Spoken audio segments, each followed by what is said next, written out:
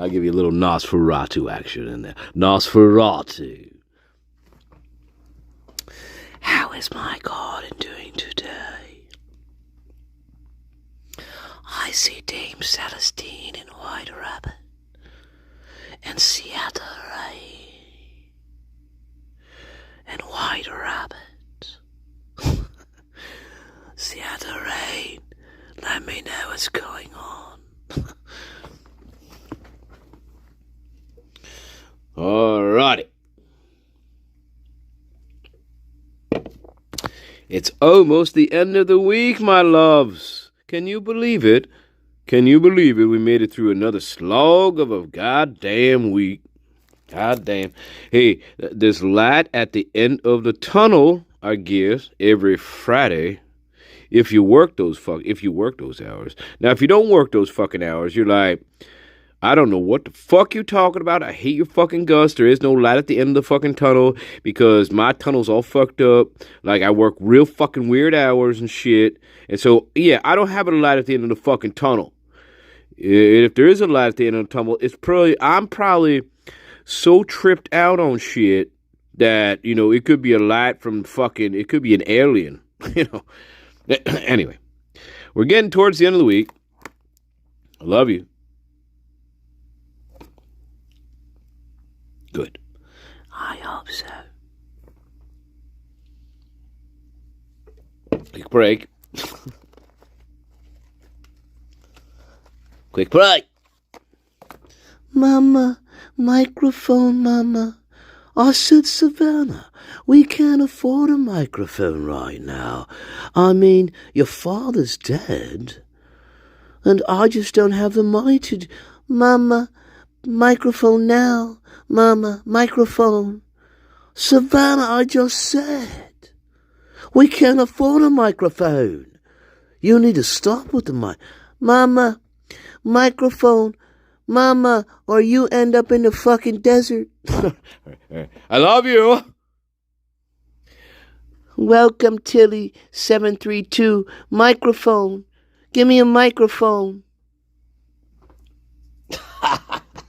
I love you. Hey, we just getting warmed up, baby. Hey, baby, we just getting warmed up, baby. It's the start of the show. It's just a start. We are the greatest thing since sliced bread. But hey, guess what? We undercover. We undercover, baby. We underground. Maybe it's better to be underground than undercover. That's right, baby. You know what I'm talking about. Especially out in Vegas, baby. Oh my God, baby. Why you do it to me? God damn. I don't want to talk about that shit.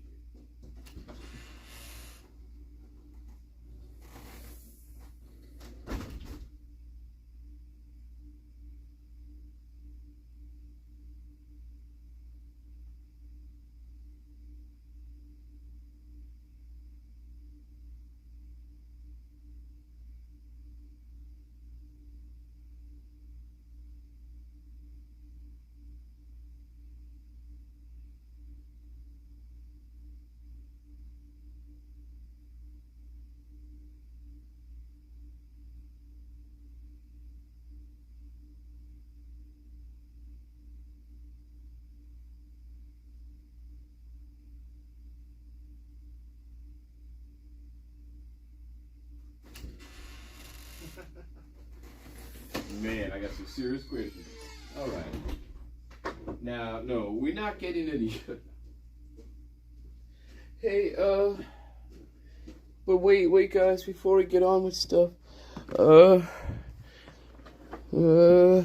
my stumps program is real. It's just been delayed for a week, and but look, I want to show you the benefits again of thinking about signing up for my stumps program. Now you have to have stumps though. Like you can't just come in with like regular arms and legs and stuff. You you're not gonna get in. You have to have stumps. So anyway, but these are the benefits, guys. Watch.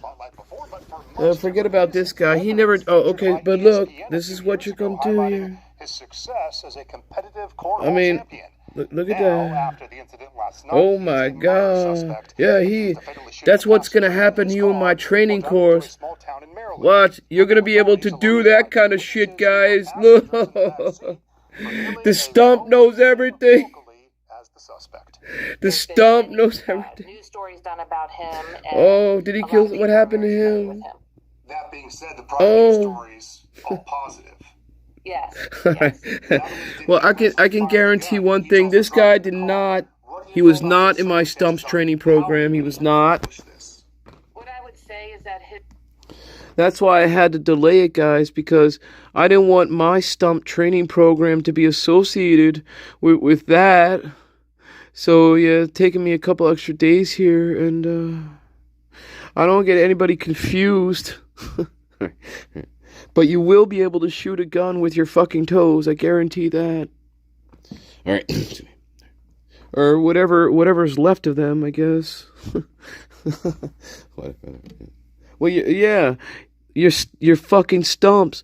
So yes, you'll learn how to shoot a gun with your stumps, like your little fucking potatoes that you like kind of you set aside to boil in fucking water. Yeah, like that.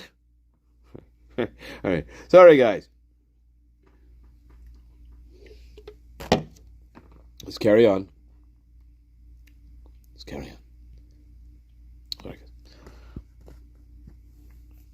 I know. Cluesmith, welcome. Hey, it's good to have you here, Cluesmith. Catch him catch every day. Catch every day, baby. Catch every day, and then you get to hear shit like this. You get to hear Arsenal. You get to hear this kind of shit. Which I have to cut out, but whatever. Whatever.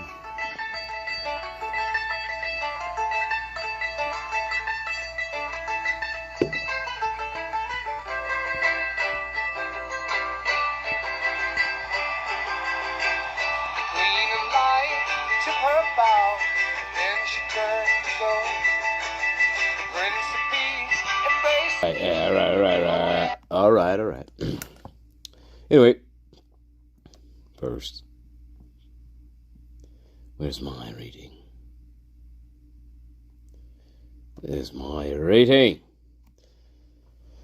Okay, this is more of that document, 10616. This is interesting. I think we should read this, just for the fun of it. Turvey claim. Turvey reports the knife sheath was staged for the following reasons. The sheath was found precariously placed just slightly under the body of Maddie Mogen and partially covered by the comforter that was placed atop the midsection of her body by the suspects. It could not have fallen accidentally into this location. Defendant's Bates, page 4046. All right. Here's Sutton's response. Sutton will testify the sheath could have become trapped under Maddie's body when she moved her leg out of the bed. Okay, is that the only response to that? Oh, sorry. If she were hurriedly moving her left leg, she would not have taken time to move the comforter, in which case the sheath would be trapped between the comforter and the bed. It would be reasonable for the sheath to be in this location because the evidence indicates that Kaylee and Maddie were the first to be killed. Turvey also concluded that Kaylee and Maddie were the first to be killed.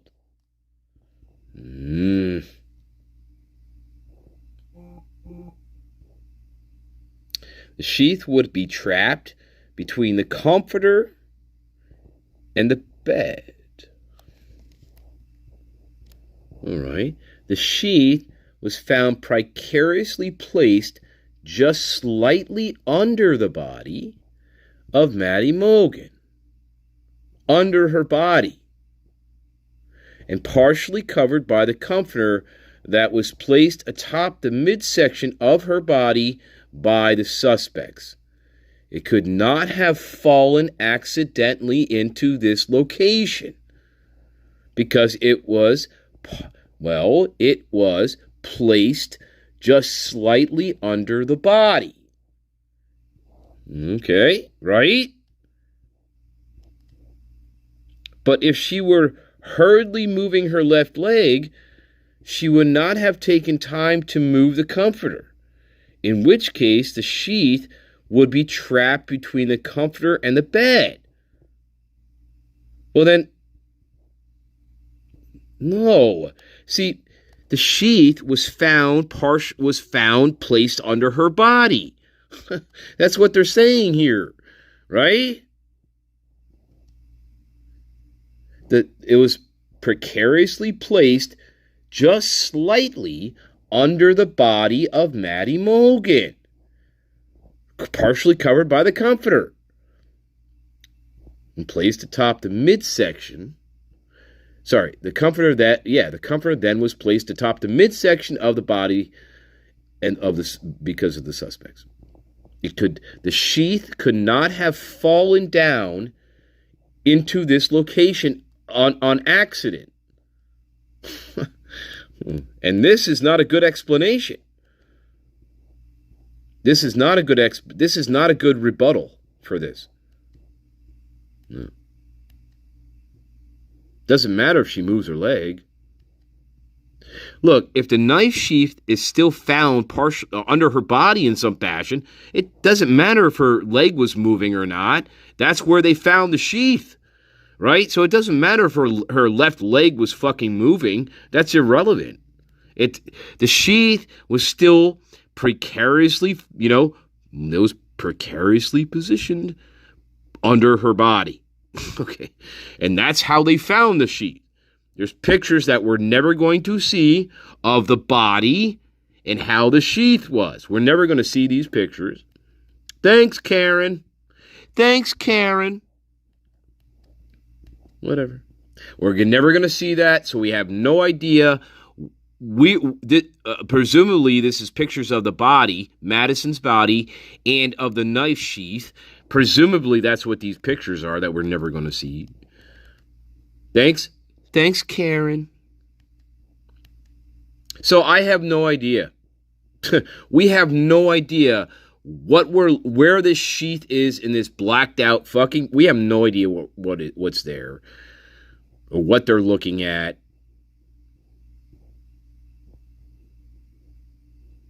There's no physical evidence to determine which scenario is more likely. The sheath could have been covered by the comforter during the assault.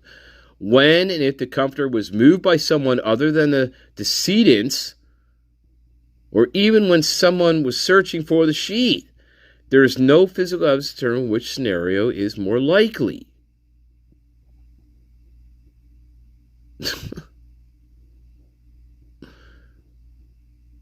Or even when someone was searching for the sheath. Well, first of all, you have no idea if somebody was searching for the sheath. You don't know that at all. There's no way you know that. This is dumb, guys. See, this is so dumb. Again, why did this not go to trial? It's so dumb. They're just putting things in there. Or even when someone was searching for the sheath. Well, how do they know that Mr. Kohlberger was searching for the sheath? I mean, they're just putting random fucking ideas into this. There's no evidence. There is absolutely no evidence of that. But they're just randomly putting these ideas into these documents. It's fucking stupid and retarded. I mean, and this character, they know they have no evidence that to say that Koberger was looking for the sheath. They have no idea what he was doing. You know, if this is one perpetrator, they have no idea what he's doing here. They don't. And he's definitely, well, now you think, see, there's no evidence that Brian Koberger, whoever was looking for the knife sheath. There's no evidence of that.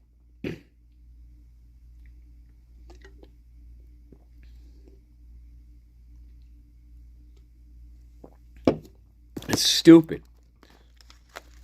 And then I start to think, well, since now when these fraternity interviews came out, then I start to think, well, maybe they did find a knife at the crime scene. Maybe they did find a knife there. You know, maybe. And they're showing it off to certain individuals or certain fraternity members. I don't know why. It's weird. But I don't know. That whole thing is fucking strange.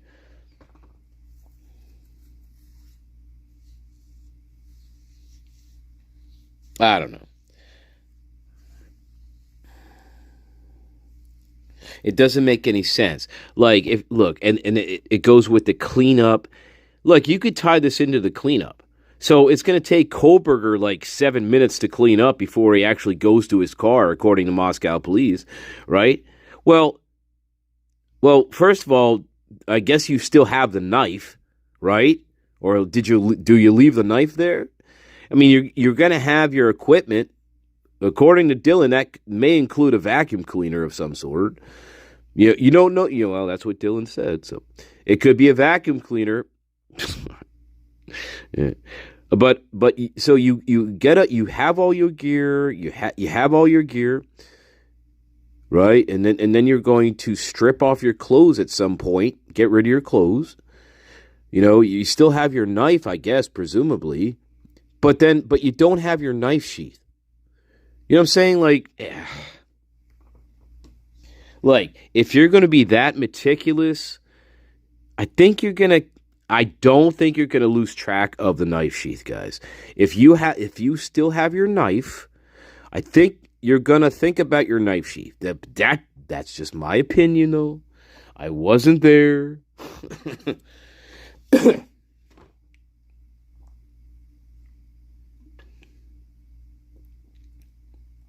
Oh, there's more. There's more. We'll carry on. There's more about Turvey's claim about why the sheath was staged. Oh, he has more reasons for that. All right, yeah, we'll pick that up. Yeah, Turvey claim. A second reason Dr. Turvey feels that the sheath was staged.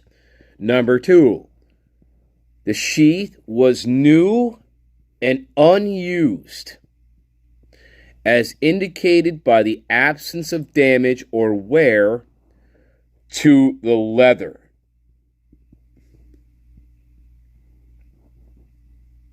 Okay.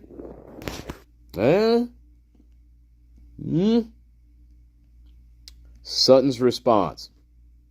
Here's her response to that.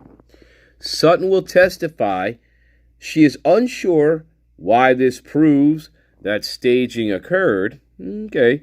It could just as easily mean that the knife sheath was subjected to only light use in the past, or that it was purchased for this purpose. Okay. That's it. That's not a bad response. Not a bad response. You got to be fair. That one is a little weak. That's a little weak of an argument. I agree with that. All right, here a third reason Turvey feels that the sheath was staged. Number 3, the sheath was face down and had received only a few areas of minute blood spatter, impact or aspirated, while resting atop a sheet with significant impact or spatter all around. The inconsistency of blood spatter, dispersion, and density indicate transfers occurring at different times under different conditions with different levels of intensity.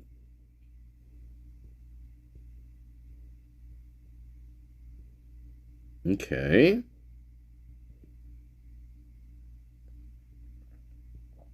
Okay.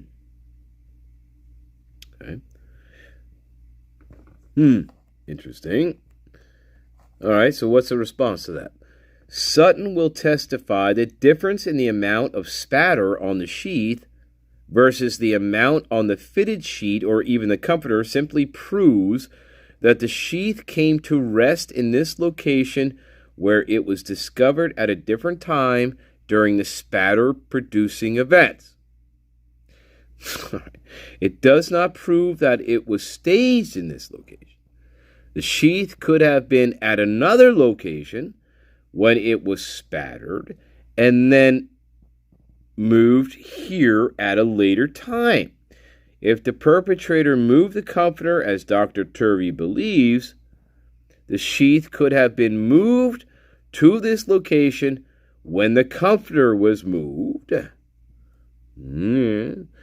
This could account for a different amount of spatter on the exposed surface of the sheath and the exposed surface of the bed sheet. Not bad, gotta say. Interesting.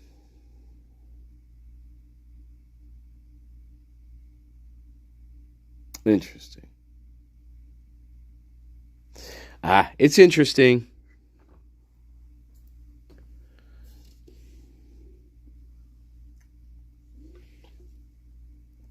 I don't know, guys.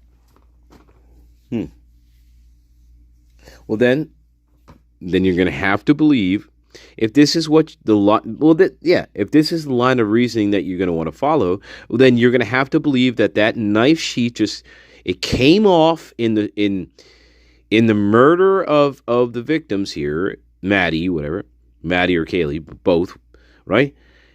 Well, then you'd have to believe that the knife sheath, wherever it was, it just happened to fall onto the bed in that particular area, right? I guess, and apparently that's where it was. And Kohlberger, I guess, apparently didn't realize at all that this big leather knife sheath that he had with his knife, apparently he didn't have it. It was missing. I guess he didn't even think about that. In his 8-minute cleanup in the house, right outside the house, when Dylan Mortensen, remember, Dylan Mortensen could be on her telephone calling the police as we speak. Brian Kohlberger doesn't know that. Brian Kohlberger doesn't know that Dylan Mortensen just went back into her bedroom to call the police on him. How would he know? Right? He's not psychic. And, right, Dylan Mortensen's not psychic, is she? Okay. Yeah, well, we know what Dylan is.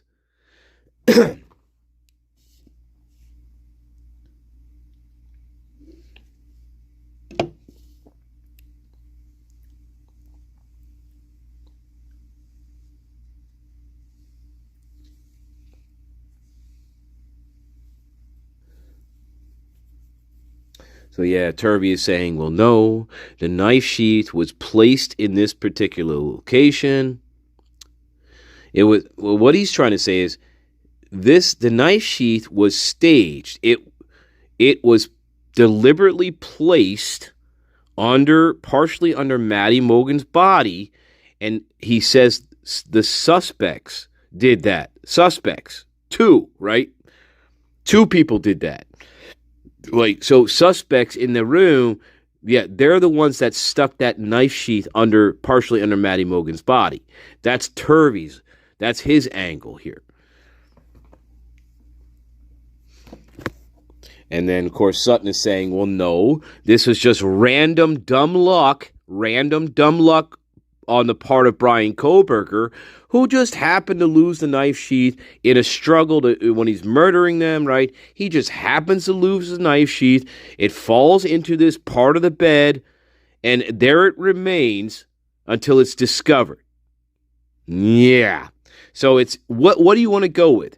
Do you want to go with, like, chaos? Chaos theory here? because you have to go with chaos theory. Well, shit happens and this happened. Whatever. Chaos theory. Or do you go with the other? Like, well,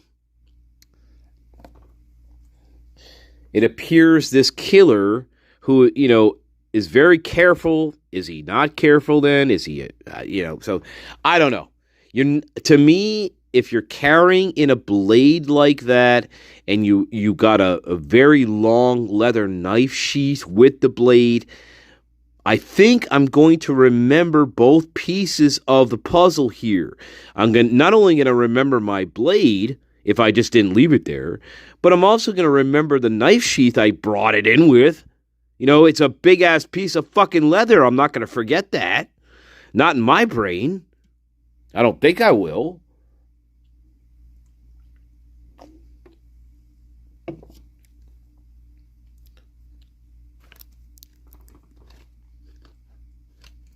And you can't say that he was in such a hurry to get out of the house that he totally forgot about the knife sheath. You can't say that because according to Moscow police, he could have killed these people in as little as 2 minutes and 6 seconds or as late as 3 minutes and 45 seconds, right? So either whichever time you want to go with, it still does not account for 7 to 8 minutes of him cleaning up, or he's cleaning himself up, right? Again, we talked about why this doesn't make sense, because Dylan Mortensen sees him, okay? So this whole scenario, the whole point of it was, this whole 13-minute scenario is absolutely retarded and ridiculous. It falls apart rather quickly.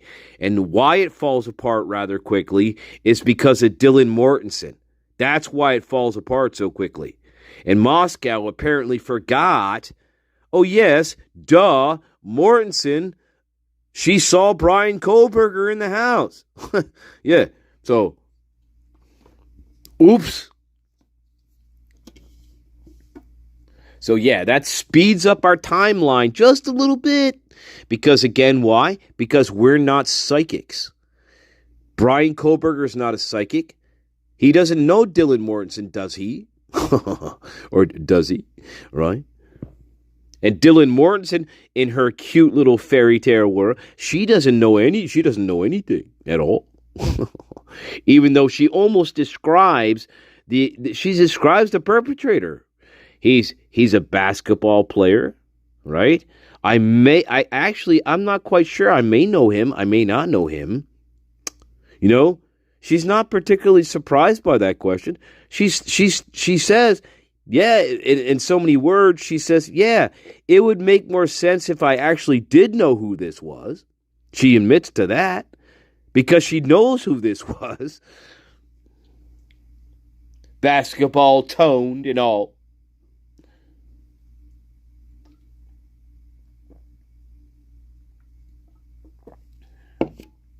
I don't know. Maybe Kohlberger was hired. Here's what happened. Maybe Kohlberger was hired to be a hitman.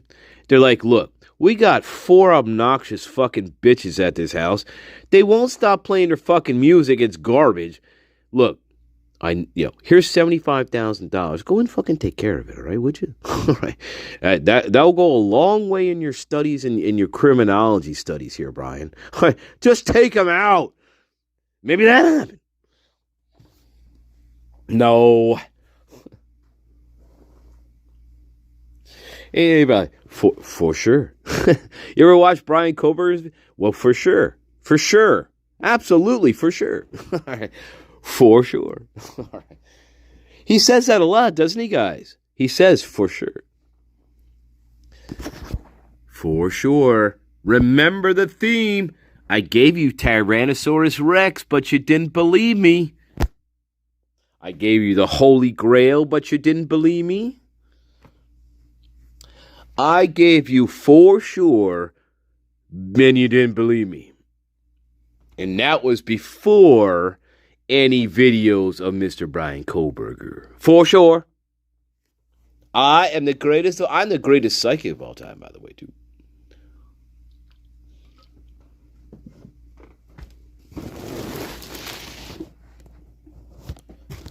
I gave you so much. And here you are, dropping on the floor. I gave you the T-Rex before you knew about the T-Rex. I gave you many of things. Gave you the Grail. I gave you the Hobbit. I gave you the Hobbit. How dare you? How dare you talk back against me? The Master. The Master.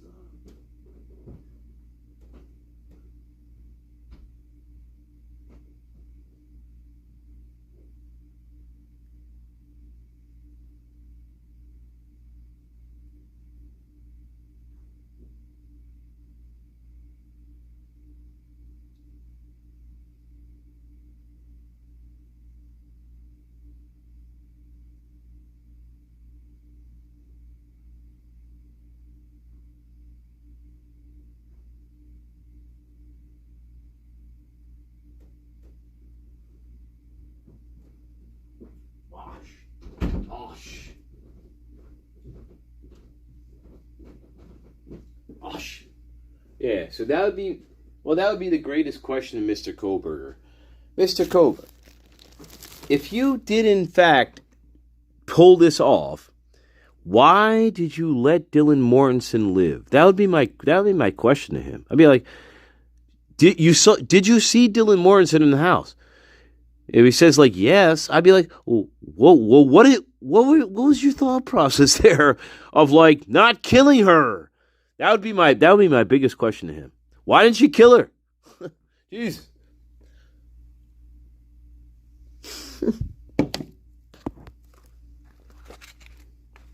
I'd be surprised. That'd probably be my number one question. Hey, why didn't you take Dylan Mortensen out? I mean, you had a perfect opportunity. She was right in front of you, 3 feet. She was 3 feet from you, and you didn't take her out. Okay, Brian, what are you thinking, Brian? It's not like she's 50 yards away, and I have to yell. It's not like she's 100 yards away, and I have to echo my voice, through a canyon. No, she's 3 feet, like this. She's right in front of you. She's not way back here. No, she's right in front of me. Get away. Well, yes, I can kill her. Duh. But I don't. Ryan.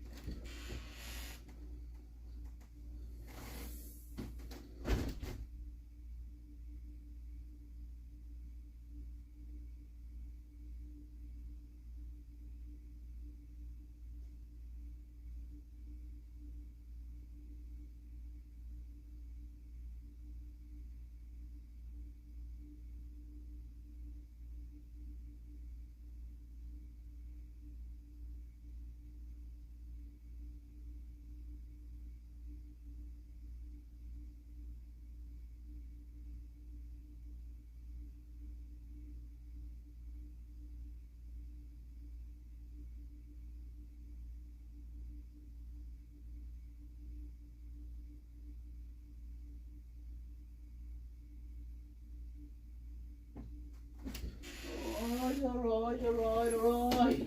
Savannah was a bit inbred, I'm sorry.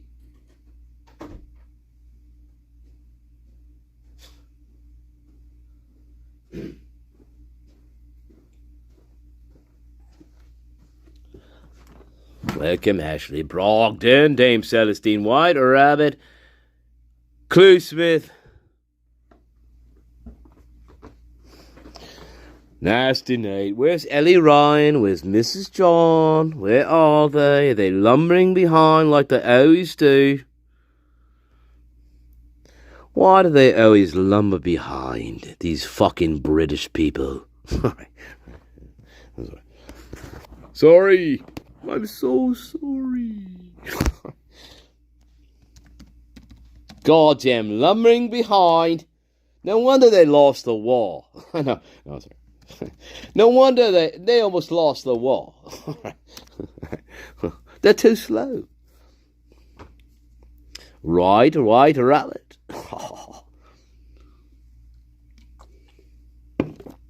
You ain't gonna tell me nothing. You ain't tell me shit. Yeah. I know. That's a big no.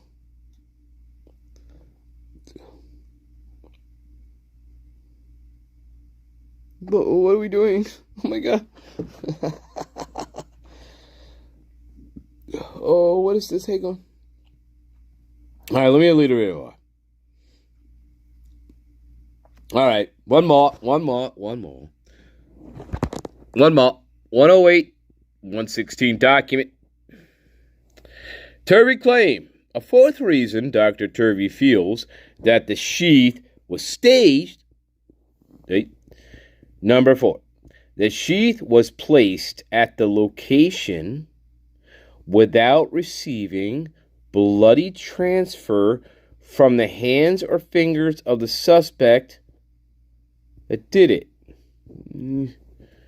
This means it was done after the attacks / posing, but also after the suspect had washed their hands, subsequent to cleanup efforts, and the scene. See photos below. The sheath location without receiving blood transfer from the hands or fingers that did it. Yeah. All right. Sutton's response. Well, Sutton will testify that it is true that there are no bloody transfers visible on the knife sheath, but the significance of this finding does not support that the placement of the sheath was staged. It could have gotten in this location without having been touched by a perpetrator after the attacks, or even after their hands were cleaned or gloves removed. Either scenario would explain the lack of contact staining without staging having occurred.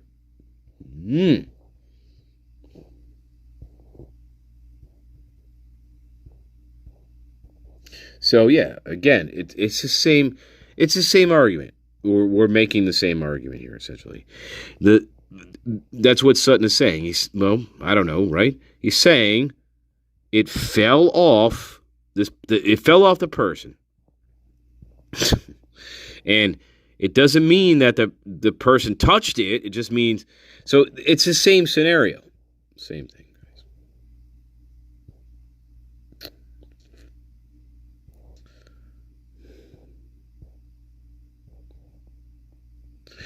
Again, it's chaos.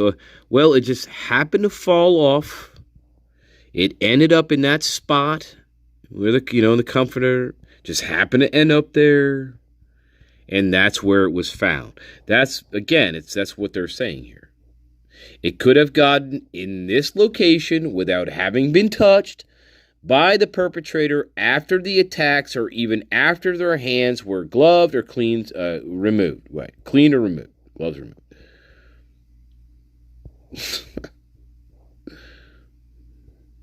Not sure. Okay. Well, when did that happen? See, again, then I'm like, oh, okay, well, when did this happen? See, now we're cleaning things. So, or even after their hands were cleaned or gloves removed. Well, when did that happen? We don't know. There's no evidence of this. There's no evidence of Kohlberger cleaning his hands or removing his gloves and putting them somewhere, I guess. Where's the evidence for that?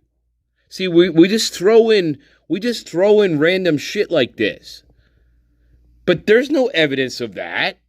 There's no evidence of this. There's tricky little bastards here. Tricky little bastards. They throw little things like that in that, look, you can't, there's no evidence for this at all. No. It goes back to, it goes back to, did he stay in the house and clean up? What about these timed runs? Bullshit. Absence of evidence is not evidence of absence. That makes a lot of sense. What is this? What is this? Guest editorial. What is this fucking nonsense? It's a fucking article written. When was this stupid fucking article written? This stupid fucking article was written in 1996. What is this? So what am I quoting here? What am I doing here? What is this? Forensic identification. What? Bloodstain patterns. Oh God. So we're quoting an article about bloodstain patterns. Okay? Here's what we're doing. But look, it's from 1996, guys. I'm just saying. We're quoting a fucking journal article. All right? Yeah, it's a journal article. We got references, right? But that's when it's published here. 96. I think after 30 years, there's probably a little bit more here. It's just a wild guess. Yeah, it's kind of like, don't you be citing me fucking journal articles from 30 years ago when it comes to blood spatter and blood patterns in a crime scene. Yeah, if you give me a journal article from fucking 1996, I'm not going to read it. Okay, I'm going to throw it in my fireplace and hopefully it warms me for the fucking winter. I'm not reading anything like that. It's ludicrous. If you're going to cite a journal article, to me, it's got to be up to date. It's got to be current. It has to reflect it has to reflect the theory that is popular. It has to have coherency. This is bullshit. Don't give me an article from 1996 on anything. Those days are long gone, my friends. Don't ever do that. It's ridiculous, but here, Moscow police, as part of their fucking case here, they're going to throw in this type of article from 96. Okay. Oh, okay.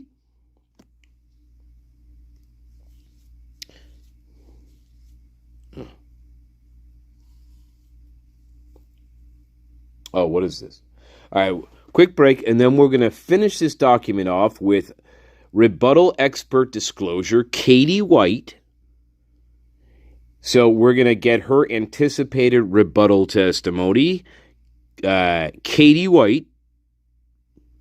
And she is going to talk about the CODIS system for DNA. So let's see what she has to say for herself, Miss Katie White.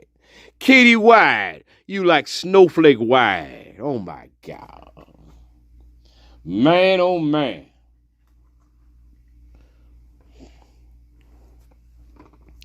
No wonder you get shanghaied, Katie White. You know what happens in Jamaica? Yeah, Katie White. They're like, oh, what's her name? Katie White. Look, they're going to Shanghai you immediately, and they're going to put you on a boat to fucking Venezuela. Right now, wait, where's Nasty Nate? Oh, Nasty Nate. Oh, yeah, you know what he's doing? He's fucking like, well, you know what he's doing. So we don't talk about it.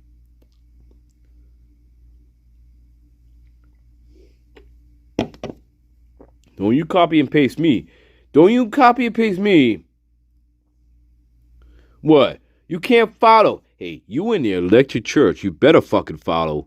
Man, my lessons are the greatest lessons of all time. Yes, they are. White rabbit. All right. Hey, where's Snow Pia? Where's the Tibetan queen?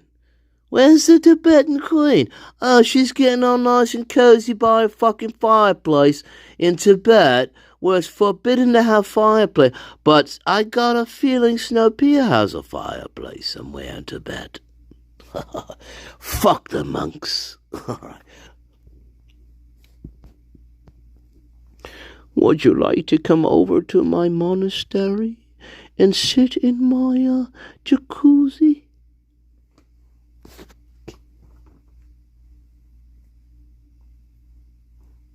Didn't you take a vow of silence? No, my dick did though.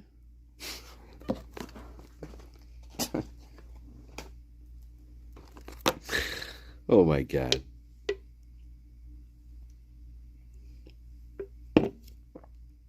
I mean, we could still talk to each other, but my dick took a vow of silence.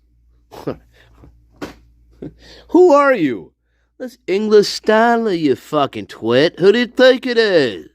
God, you're stupid, Master Nature. You're really stupid, you know that. Where the fuck did you learn from? Absolutely not Cambridge. Cambridge wouldn't have you at all. Oh my God. What do you think? Who do you think is talking to you? Oh my God. You're like from Birmingham. You're like a Birmingham fucking idiot.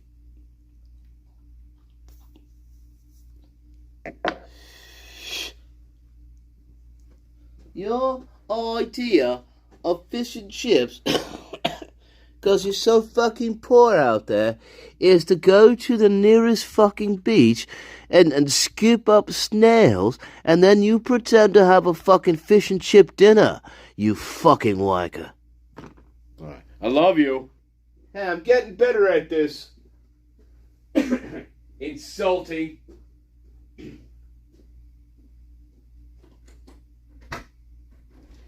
Stiff upper lip.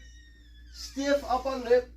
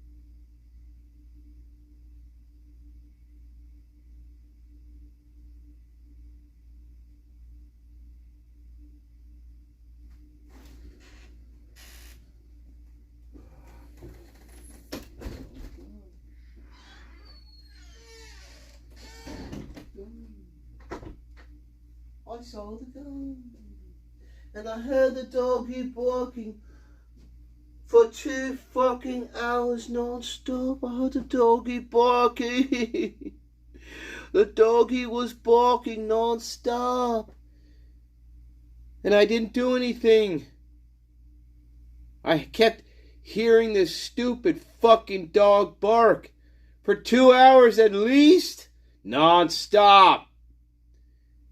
It didn't bother me at all, guys. It didn't make me look out my window. It didn't make me open my door. Didn't make me do anything. Right, Dylan Morrison? You fucking Bethany Funk? Yeah, fuck off. Fuck off. Fuck off.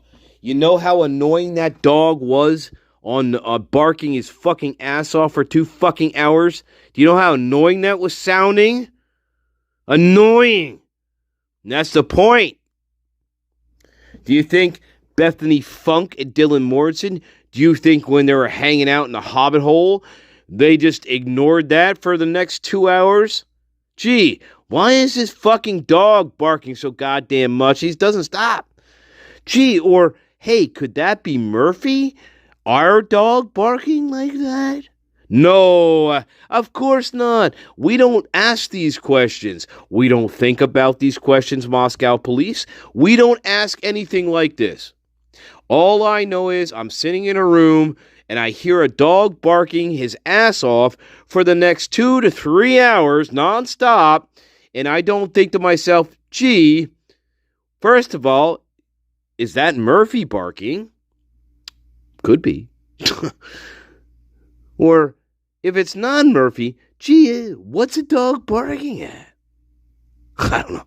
I guess Dylan and Bethany, I guess they didn't really care about that fact, and I guess they just magically assumed that Murphy the dog, who ran outside the house, according to Dylan Mortensen, magically came back in the house at some point during the evening, right? We talked about this. Very obediently went to Kaylee's bedroom and just sat on her bed until he was discovered by Moscow police later that morning. That's how these things work in Moscow, apparently. Like magic carpet rides and magical beings just being teleported here and there, and none of the logistics of what these people are saying make any fucking sense whatsoever.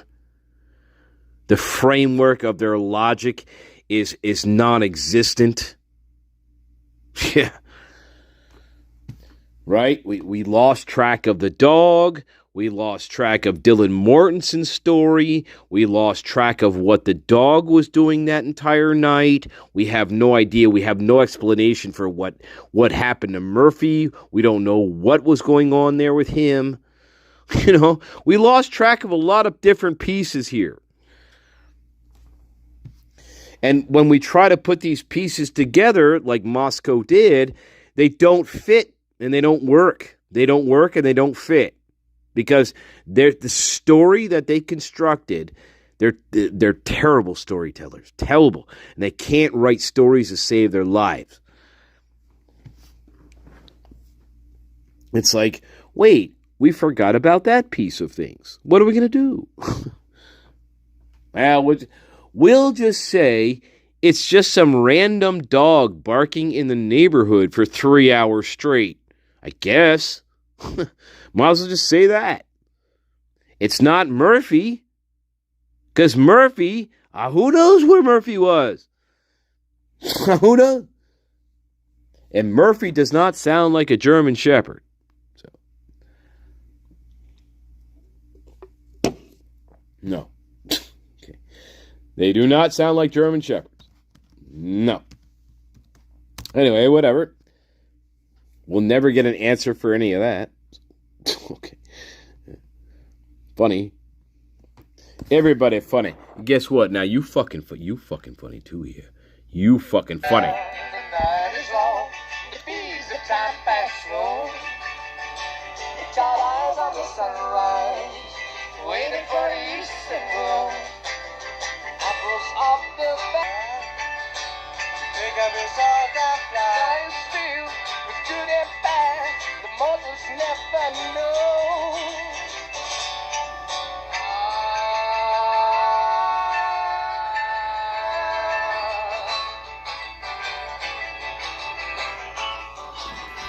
All right. Yeah. John Paul Jones, rusty on the vocals there. Yeah, you gotta say it. Roxy Tucker, what up? What are you doing, Roxy? That you sound like my 8th grade history teacher. It was 20 years ago, but he left quite an impression on me. Well, that's nice. Welcome, Sir Equinox, the last night of the garden round standing. Well, that's nice, Roxy Tucker.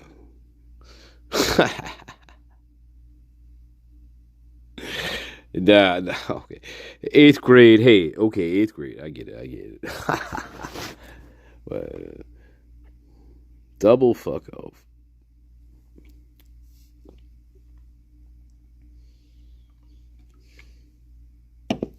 What's double fuck off? Trout. I guess so. Or it just magically fell into a certain place where there wasn't a lot of blood, I guess. Even though it was found partially under the body of Matty Mulligan, so I don't know.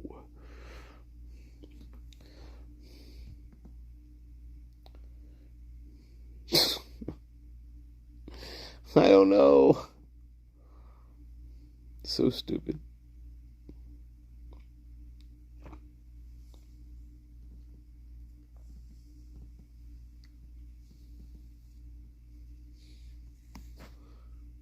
Alright, let's just read through this. Alright. So in response, this is Katie Smith. Katie White. Anticipated rebuttal. In response to defense expert disclosure, and in addition to previously disclosed testimony, the state may call Katie White, formerly Daisy, as an expert witness to respond, rebut, and testify as follows. The CODIS system is a national collection of DNA profiles maintained by the FBI. It contains convicted offender profiles, arrestee profiles, as well as profiles obtained from evidence and can be used to identify a suspect, generate potential leads, or link crime scenes together. Upon entry, profiles are automatically searched against the database and generate hits when a match occurs. Fantastic. In Idaho, individuals convicted of felonies and those placed on the sex offender registry must be entered into CODIS. Idaho also allows for the entry of DNA profiles associated with unidentified human remains or living people unable to identify themselves. Idaho also allows, that probably happens all the time, actually. Idaho also allows for the entry of unidentified profiles generated from evidence associated with a crime. Well, I would hope so, when that profile is believed to be from a perpetrator. Let's hear what the rationale is here. I sense some bullshit already. The profiles are entered by the reporting analyst and reviewed during technical review. The Idaho State Police Forensic Services is required to follow the NDSA procedures and abide by MOU between the FBI and the Idaho State Police. Each state also has one CODIS administrator who is responsible for ensuring only approved profiles are entered. White is the state CODIS administrator for Idaho. White agrees with the reporting analyst's decision not to enter the unknown profiles from male B and male D into CODIS because those DNA samples were not eligible for entry into CODIS. DNA profiles believed to be attributable to the putative perpetrator are eligible for entry. Profiles attributed to victims, non-probative individuals, and items without an established link to the crime scene are not allowed to be entered. Okay, the lab must justify entry of every profile put into CODIS, and many factors can influence that eligibility. For a large crime scene, not all locations within the scene are always weighted equally in probative value. It is very common to locate non-probative biological stains within residences due to everyday activities such as small injuries and lack of cleanliness. Evidence located closer to a point of entry, disturbed area, or a victim will typically be considered of higher probative value than other areas. For this case, a knife sheath next to one of the victims produced an unknown male profile. The victims were believed to have been stabbed to death, and the sheath's proximity to the victim's body provided the strongest link to a perpetrator. The residence where the crime occurred is heavily trafficked by college students, and the location of the blood spot on the underside of the handrail, male B, does not in itself indicate a link to the crime. A gardening-style glove located outside the residence in a publicly accessible area produced an additional unknown male profile. Male D. No DNA attributed to the victims was located on this item, and a direct link to the crime could not be established. Had DNA from one or more of the victims been located on this item, it likely would have been coded as eligible. Okay, so they're saying there's no DNA from the victims on the glove. Yeah. Okay. A, B, and D were identified. And it was not possible for lab staff to know who would ultimately be linked to any one item. The CODIS eligibility determination was strictly made based on an evaluation of the probative value of each item. Okay.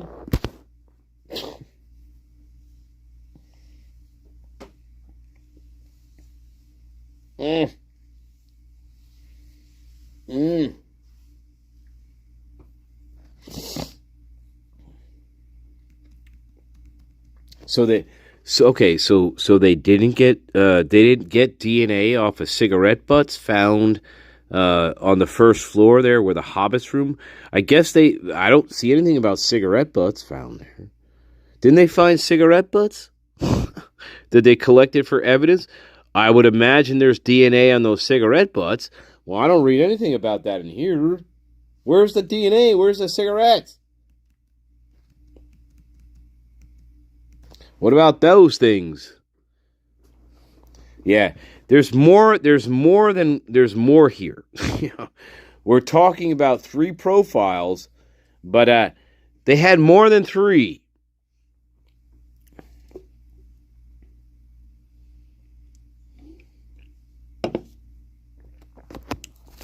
This is John. So what about the cigarette butts that they found there? What about the cigarette butts that they were testing for DNA?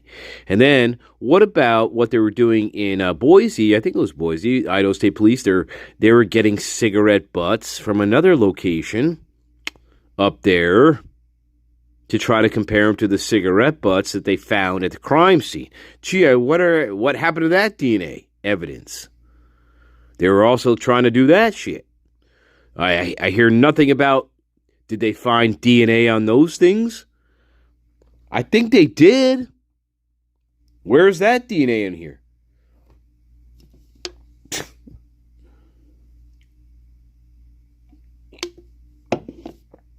Oh my God.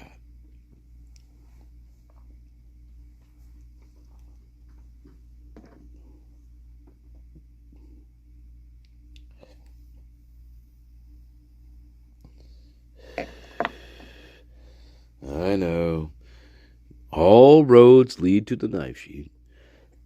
I know. They all do. If it wasn't for this knife sheath, you have, well, what do you got? You absolutely have 0. So, this knife sheath, I mean, yeah, if you don't have the knife sheath, of course, you have absolutely nothing. Absolutely nothing. Wow. Not at all. You have nothing. Man. So yeah, this knife sheath. This is we better get this right. Okay. Because this is really, we don't have any other evidence.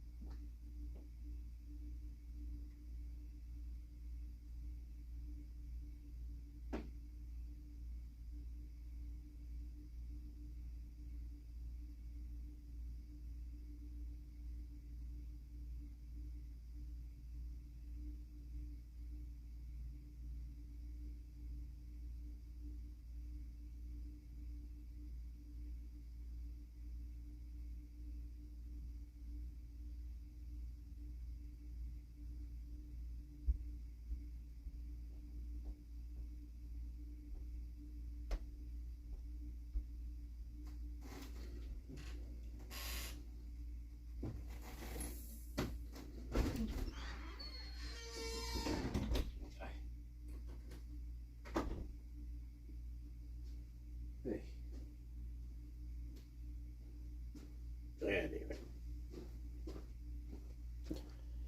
But whatever.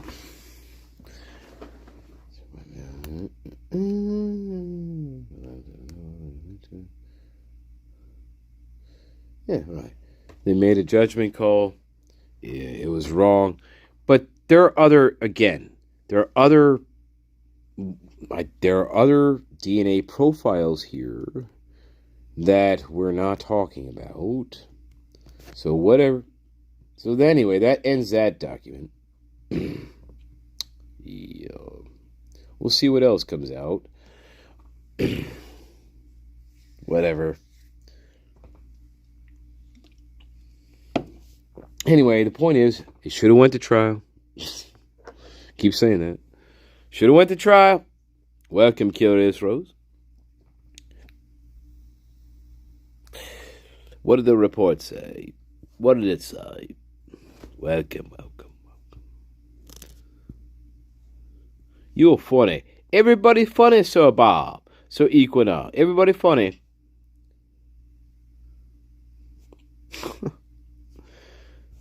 Nah, I know you got a wicked honky tonk you running. I don't even want to. I know.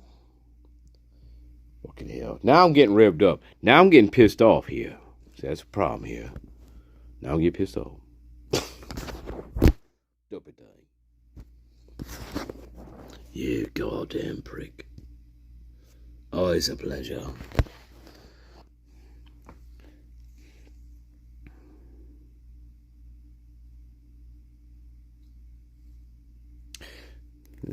Who's that, Roxy? Oh, yeah, Mr. Cruz.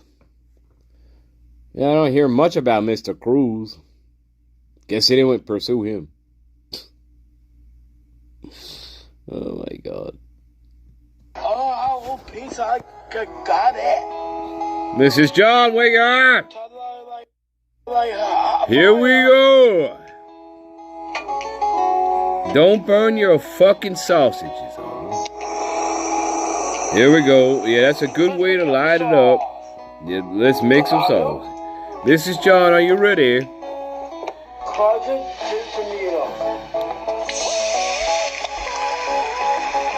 Welcome, Dame Athos, Queen of the Mountain. Well, fucking hell, Mrs. John. Yeah, put the salt and pepper in there. Here we go. Red pepper. All right. What do we watch? All right, here we go. My dogs are ready. Yeah, you can say that again. Mrs. John. You say that again. Plenty of flour. Oh my God, here we go. Yeah, roll around there. Roll around with the stubbies. What do you, oh yeah, very meticulous here. Alright. Story of my fucking life. It's a story of my fucking life. That's what it looked like half the time. Thanks, Adam Chef. Mrs. John, are you ready? Alright.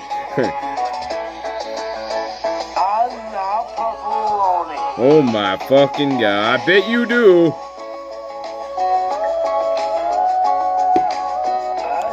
Hey, why don't you eat a fucking pound of it? Oh my fucking God. Get him out of here. You're gonna start talking like that. Get him out of here. Put him in the silent room. Put him in the silent room. I can't handle that screaming shit. Well, here we go. That didn't look too good there for that didn't look like that at all. What the fuck? Oh boy. Oh boy. Well, come on, Mama. Party pizza. Oh my fucking God. Oh yeah. Well, go eat it. Here we go. Oh my fucking God. Here we go. Thank you. Thanks, Mama. Oh my God. Holy fucking hey, this is why you eat before coming on the live show. Yeah, because you're not going to be eating after you see that kind of fucking shit. Oh, love you. Anyway, what are you doing? Oh my God. Mrs. John. Oh my God. Cornhole champions and all. Look, I'm not trying to... Look, this is what you're going to learn, though, okay? I'm not... Well, this guy's not going to be in your class, but I'm just saying. Here we go. In the American Cornhole League, he has been a quadruple amputee. Look at that shit. That's what you're going to learn, guys. Look at that. Stumps up, baby. Stumps up. Oh my God, you'll be doing this kind of weird shit. Oh my God. It's like a dolphin. No. It's like a, no, what is it like? It's like a seal, like, encountered a shark and it ripped off all his fucking limbs. And like, it's doing this kind of shit in the ocean, guys. You don't want to be doing this kind of shit. No. No. No, Mrs. John. Dumped in a yard. Weber, across state lines in Virginia, is now facing a first-degree murder charge. Live here in studio, Mark Cotaropolis, ABC 7. You thought my stumps was a joke. It's real. All right, I love you. What's going on, guys? Oh, hell. Oh, no. He's a story of inspiration to so many people. All right, fuck off.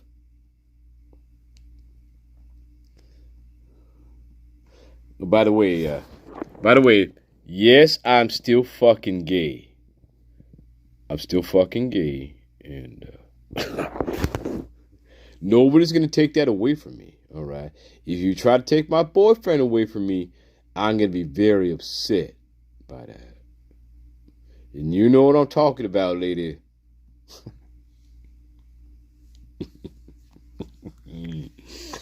Oh God.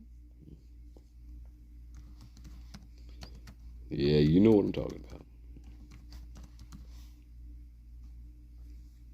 Yeah. All right. Oh, God. Sorry, guys. A lot of breaks, guys. Sorry. A lot of breaks.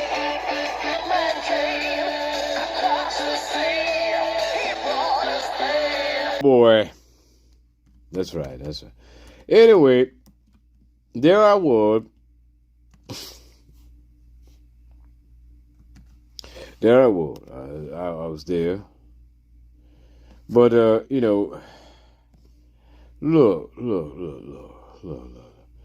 Let there be. I know. Then we have to get on to the second part of the show. We have to get on to the second part of the show. I am the greatest.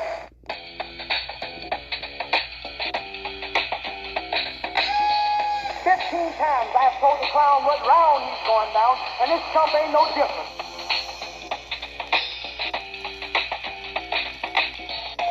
He'll fall an eight to prove that I'm great, and if he keeps talking jive, I'm going to cut it to 5.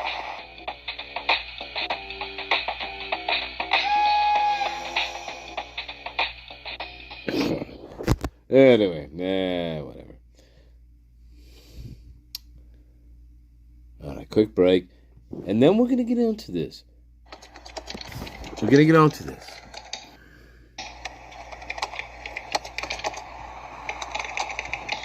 This is what this is. Idaho 4 Reviewed. The Associated State of Steve Gonzalez. Thought I'd do a little analysis of this. Based on a curious rose that happened upon a garden one day.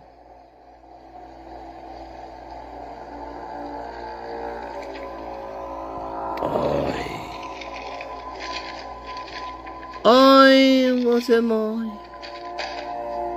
You need to call your dad. I don't know what this is. I can't. He'll kill me. Yeah, well, maybe worry about that after you keep yourself out of federal fucking prison. Look, listen to me. The same thing happened to me at the Bell. We can fix this. What happened? He doesn't want me doing this. Well, what's going on? Yeah, but he's still your dad. I don't know what's going on. I guess we're going to get to a point here. What if the FBI comes here? I still have to offshore $600,000. Account numbers and passwords, please. Let's do it. Designate too many trustees from foreign jurisdictions, did you? All right, now things first. We're going to terminate these. Let me fast forward. Okay. Then we're getting into our... Okay, wonderful. Now we get into our premise. Okay. Got it.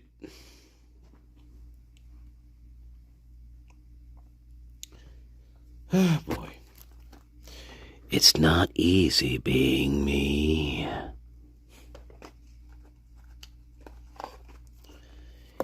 Is it easy being you?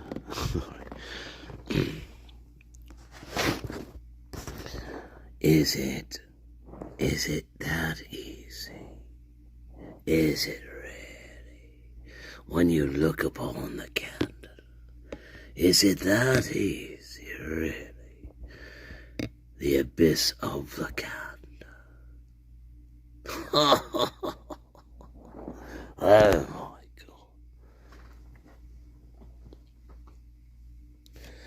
God. I don't know. What show is this? DTF?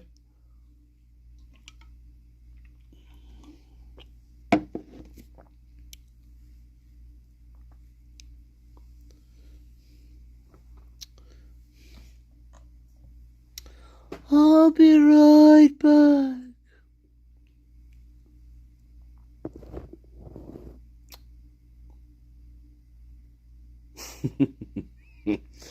Mama, long-range telescope. Savannah, you know we don't have money for a long-range telescope. What are you even talking about? I told you no before with the fucking, with the camera or whatever. Mama, I need a long-range telescope. Savannah, you know your father died when you're like 3. I had to fucking work my ass off to keep this fucking family together. Mama, give me a long-range telescope or well, you're gonna be found in 2 spots. They're gonna find you in Arizona and fucking Mexico, Mama. All right. Mama, long-range telescope, please. I love you. That's my daughter, and my name is Nancy Guthrie, and I'm reporting live from some fucking desert shack somewhere. I didn't buy her a fucking telescope. Fuck this cunt. That's my daughter. And Annie was even worse than her. Annie was even worse.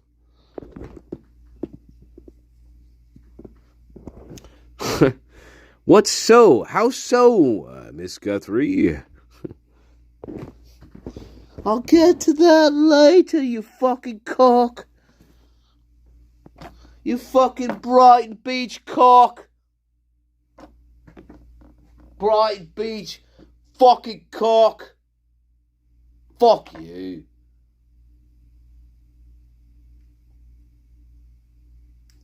Fuck you, London. Why is everybody in London fag?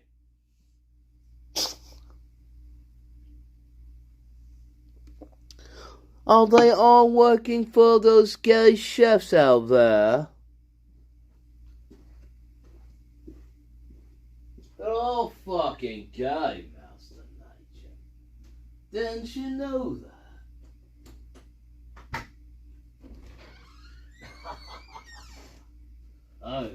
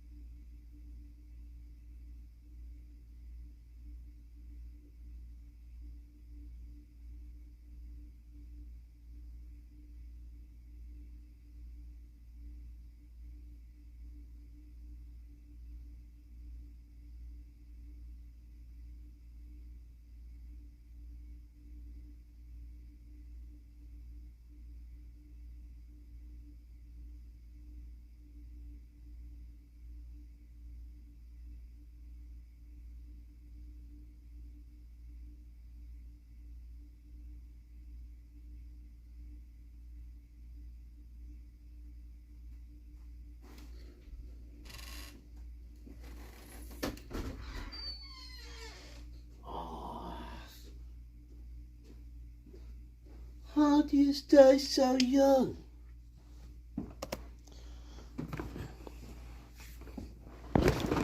What's your secret to immortality?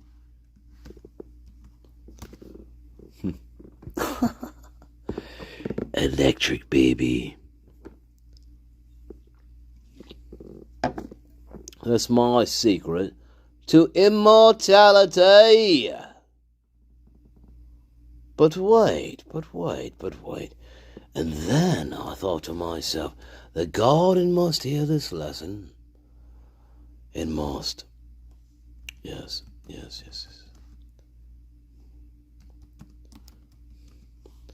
I don't know where this is.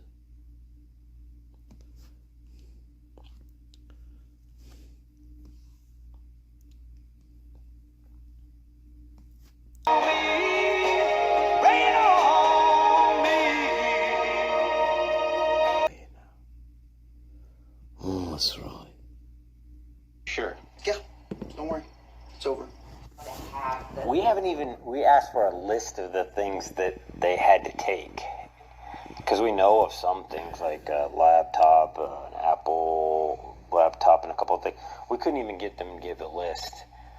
So. Of things that they had. And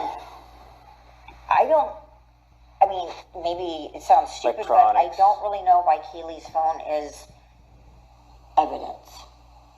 Like, what is on? So it makes me think, what is on it? Yeah, that makes you go cuckoo. Yeah, I'm like, okay, what is on it? The speaker, it's kind of unusual item not to give back. The laptops, multiple laptops, not just one. All electronics, it seems like they've kept of hers. So, and her fake records, the amount of records. Like, guys, are you still here, loves? Of course you are. My question here, just with this little clip, right, that we're watching, look, would you be that stupid to say to yourself, why are they taking my daughter's phone into evidence? I mean, would you be really that stupid to not know why the police, would be doing that? Would you be that stupid, guys? That's my first question. Look, we're only 20 seconds into this, but that's my first. Would you be that stupid to think, well, why do you think the police would want your daughter's phone? I mean, can you take a wild guess as to why that might happen? I mean, it's ridiculous. Steve, now listen to me, my garden, and people tuning in. You wonder why I'm so harsh when it comes to certain people in this case. Well, it's because I'm very, what's the word? Well, I don't care, first of all. But the second thing is, I try to match people like this. So, yes, Steve G, he did like to bash the East Coast. And so I felt I took it upon myself to be a mirror to Steve G's hatred towards, I guess, people who aren't Steve G, murdering their babies and shit. Yeah. So anyway, that's why I get so hard on this guy. Yeah. I'm just trying to be a mirror. That's all I'm trying to do with this guy. I'm just trying to be a mirror. Okay? Because I know he doesn't like the East Coast at all. Based on a myriad of interviews that he's done now ever since his daughter was horribly mutilated, slaughtered. He's done probably the most interviews out of all the family members in this case. I think he's probably done about, I don't know, we would have to, how would you sum it up? It's got to be at least 100, maybe 50 to 100 at least with this guy. Yeah, at least.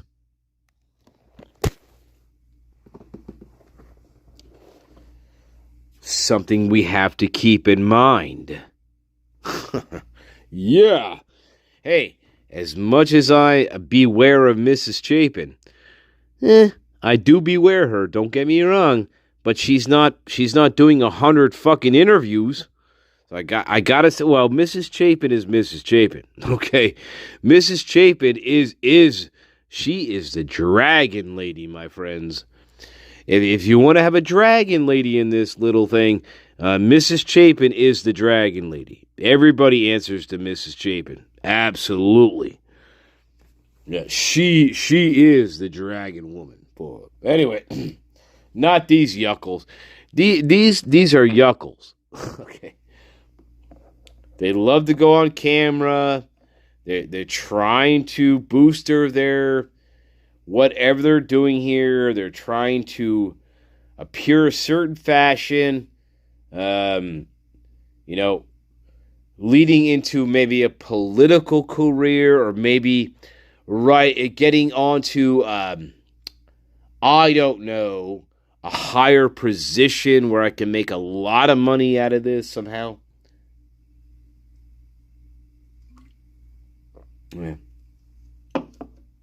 I'll start a foundation and a scholarship. I'll get all kinds of grant money for this in honor of my dead daughter's name. I could get a lot of money out of this, actually. Grants. Free money. People just said, well, just send me money. I started GoFundMe that nobody knows about. Yeah. I'm making money here, baby. I'm making money here, baby. You better fucking believe it. And not only that, wait till I put my book out after this multi-million-dollar lawsuit that's going to be happening in Washington State. Once that gets settled, then I'll see how much money I've made after that. But then, even so, let's say I make, I don't know, $25 million out of that, whatever, $20 million. I'm still going to write my book, and I'm going to publish my book about my experience, right, when it comes to being the dad of one of the murder victims. I'm still going to put my book out, and that's going to be a best fucking seller. That's going to be a bestseller, by the way, guys. Yes, it will be. So there's lots of ways to make money off of this. And just keep that in mind. You guys know this. You're my guard. But there's a lot of ways we can make money off of this, and say, and then say to the camera, well, we're not making any money off of this directly. But guess what? You are making money off of this. You're going to stand to win a lot of money off of this. And if that fails, you're going to fall back on writing a book about your experience about being involved in this horrible murder case. And that is going to be a bestseller. So you're probably going to make $1 million just on doing that alone. So yes, you're going to make money. I have no doubt about it. My lovelies in Idaho, you're going to make some money if you know what you're doing. Fuck yes, you are. Look, there wouldn't be a publisher from here, from Maine to fucking the Rio Grande that would not want to give this family a book deal to tell their complete uncensored story about the murder of their daughter. How much money do you think they pay them to get exclusive inside information that nobody's ever heard about? And they put it into a book deal, for a two-book deal here, and we're going to advance you $1 million in this book deal because, yes, it's going to sell. So I don't want to hear about not making any money, okay? I don't want to hear a goddamn fucking thing about it. It's ludicrous. These people have a myriad of ways of making money on their dead fucking children. They have a lot of ways they can make money. They haven't executed some of those ways yet, not yet, but these mechanisms are at their command, and they know it. Everybody knows it. So yes, it's about the money. It's just a matter of when I'm going to pull that lever. And I do have this big lawsuit going on at Washington State University. At first it was $400 million. That was the original asking price. However, about 2 weeks after that, we changed that. We obscured the $400 million price tag, and we changed it to an indeterminate amount of fucking money that we're suing for in that case. So don't forget that. It went from $400 million to an indeterminate amount of money because that was no longer, I guess, we did not want to specify we didn't want to go that route any further in terms of specifying a certain amount of money that we're seeking in damages here. See, at the second piece, we let that out. We left that out, right? Because the first number was absolutely fucking appalling. And so when we went around the second time, what they did was they took that $400 million price tag. They took that out of the equation here. So now we are suing for an indeterminate amount of money. Not 400 million anymore. I love you. I am the greatest. And what I'm telling you, everything that I'm telling you is fact.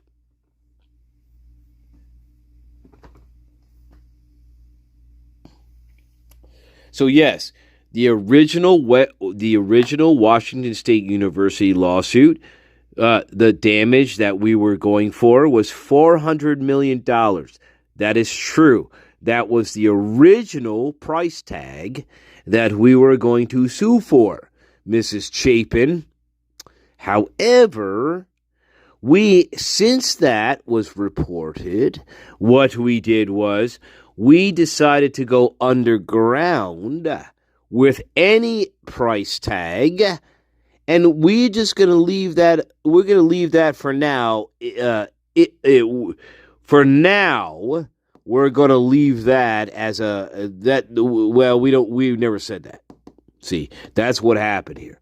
They took down their kite. They flew this $400 million kite up into the sky, and it got struck down by lightning. And so, yes, they still, that kite is still, they still want that kite, but they're not going to fly that kite anymore. No, not $400 million kite that just got shot down because everybody, wait a minute now. This is absolutely fucking bonkers. These people are fucking greedy, man. So, yes. So now you're not going to hear about that $400 million price tag anymore. It's going to be undisclosed, or nobody knows now what that's about. Yeah. And see, now it's not going to be about the money. See, it's going to be about the principle now. For an indeterminate amount of money, if we win the case, though there's going to be an indeterminate amount of money that we're suing for. We're just not telling you it's $400 million anymore. See, beware of Mrs. Chapin. They're not stupid. They're stupid, but they're not stupid.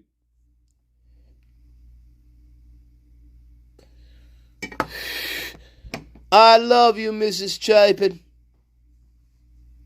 Yeah, I really did, and I was really trying to date Maisie, but man, every time she talked about you, it freaked me out.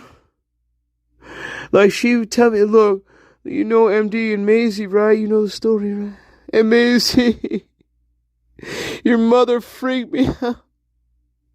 She talk about, like when you weren't there in the room, I'd be sitting there, one-on-one with her. I'd be sitting on the couch, and she'd be all talking about all kinds of weird shit, like, hey, she said to me one time, hey, MD, did you ever, like, convince somebody to go down into the sewer system with you, and, like, you just kind of, like, left them down there to die? I didn't know how to respond to that, guys. I mean, what are you going to say to that? It was a horrible experience. Maisie, your mother creeped me out. But guys, that's what she would do. Mrs. Chapin, she'd corner me in a room, and she asked me questions like, hey, would you ever lead your friend down into the Paris catacombs with all the skulls and bones? Would you ever just, like, try to play a prank on her down there and, like just get out, and then you leave her down there? I'm like, I don't know how to respond to that. No, I wouldn't do that. Yeah, beware of Mrs. Chapin. This bitch has been all around the world, guys. I love you. I'm the greatest of all time. I want you to think about the Paris catacombs.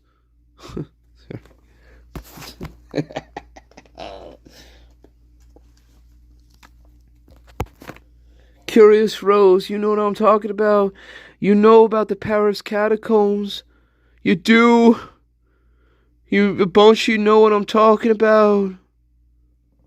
So don't pretend like you don't know what I'm talking about. The Paris catacombs here. I'm MD. I'm the greatest of all time. I have a nuclear bomb up here. I can blow up the spirit realm whenever I want, guys. I'm MD. I came up with stumps. And I came up with the butterfacefinders.com. Look, I am the true king of the spirit realm, MD. Maisie. God, Maisie.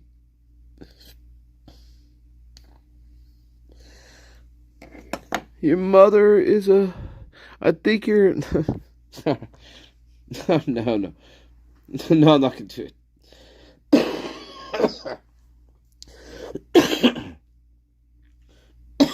Just say it, Master Nation. No, I'm not. All right.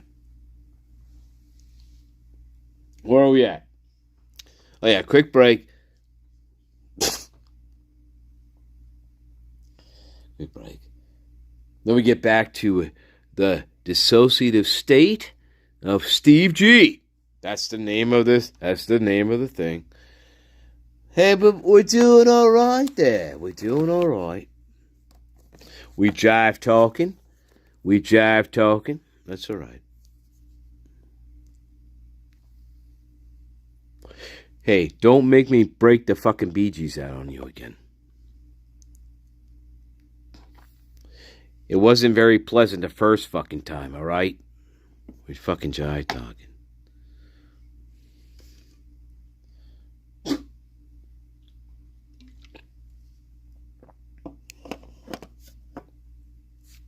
And if you keep pissing me off, then I'm going to have to show you some fucking Harlem Globetrotter shit. And that'll really fucking piss you off. Believe me, it's annoying. So don't piss me off. Or else you'll be hearing that goddamn whistling fucking noise in your ear for the next 2 fucking weeks. And don't make me do it. I'm not going to do it. So don't even talk about it. So get it out of you. Get out of your mind. Don't piss me off. Or I'll be whipping up the fucking Harlem Globetrotter shit on you ass. Yeah. A bunch of fucking clowns with fucking basketballs and shit. Shit. Fuck off. Anyway, there I was. There I was at the Harlem Globetrotter fucking event. I saw a bunch of big old flappies running around. I'm like, God damn, these bitches got real. Yeah, well, I'll talk about that next time. 1918, when I was in New Jersey. Holy fucking ball. Yeah, then I'll tell you all about the fucking Harlem Globetrotters. Holy shit, they got some flappies out there. Oh my God. We're talking fucking grandmother flopping. I'm like, I ain't doing this shit no more. This is disgusting kind of shit. And no, you gotta stick with it, Tyrone. You gotta stick with it because no, I'm not doing this. I don't know. Anyway, I guess it got better. About 1924, then we started getting some fucking like hoes and shit out there. But no, before that it was all fucking like old fucking people. Shit.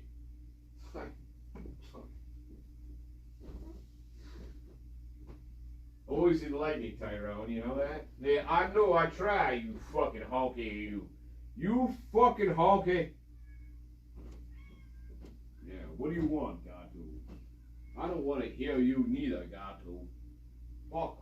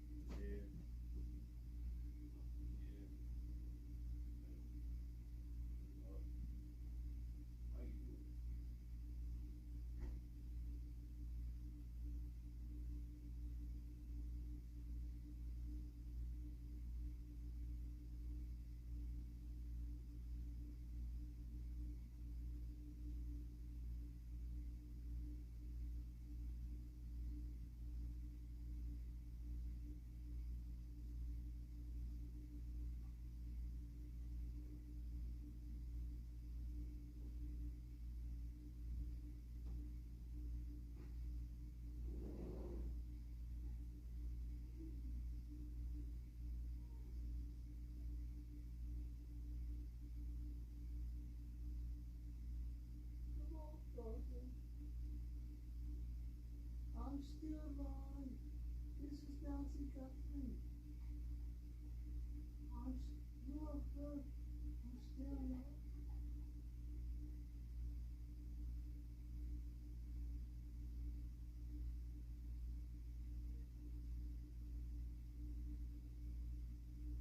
Savannah.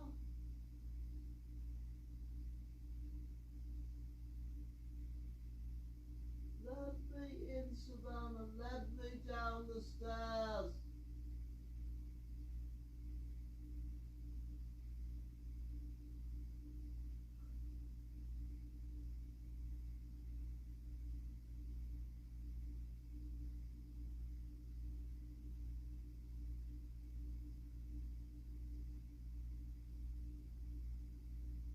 Why are you so nasty to your mother?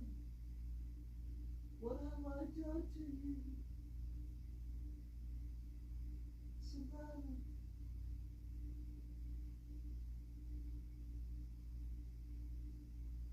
Mama.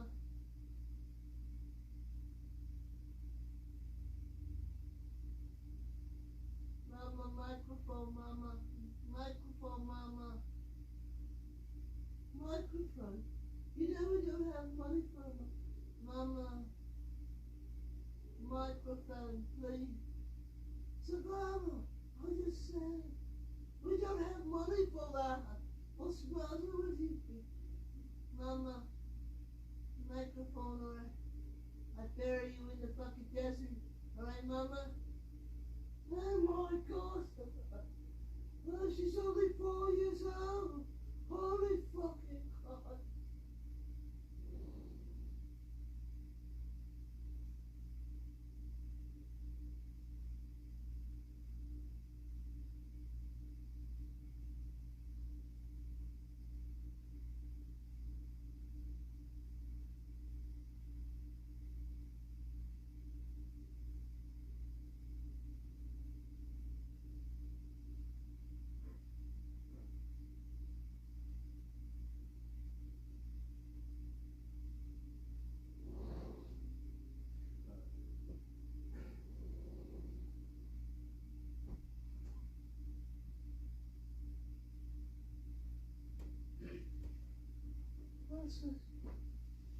I'm just saying. I'm just saying.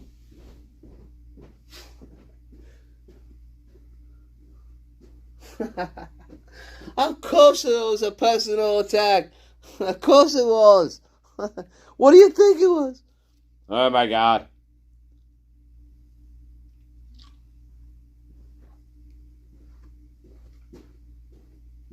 I think it was retribution. Do you think? Hey, all right. Stay on topic. Stay on topic. Stay on topic, asshole. Where were we? Oh, yes. Okay, back to this. Oh, hello. Is it me you're looking for? I don't know. Depends. What do you look like down a dark fucking alley? Well, if you can answer that question, then yes, I'm all for it. but what? Just one.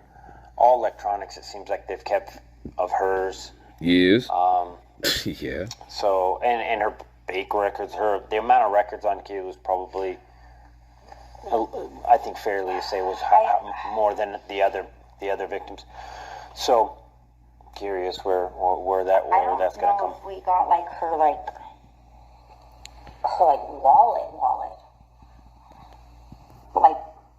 We got things from her room. Her room really was yes, a part of I'm it. talking about her wallet with her ID in it and her debit card. And Yeah, we have those items.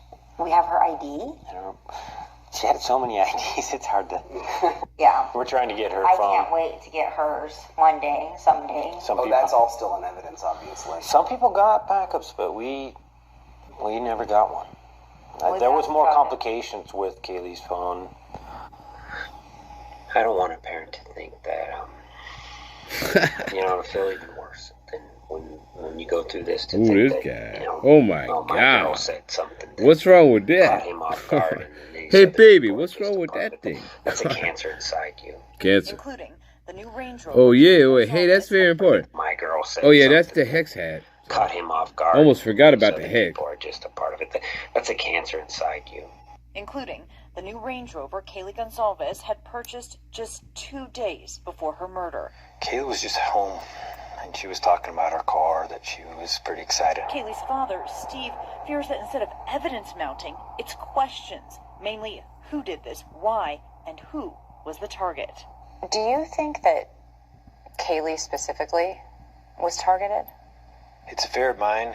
It's a fear that when you have something like this happen, the last thing you want to do is hurt the other family, and you don't want to have any kind of responsibility for those people to feel like they were just casualties.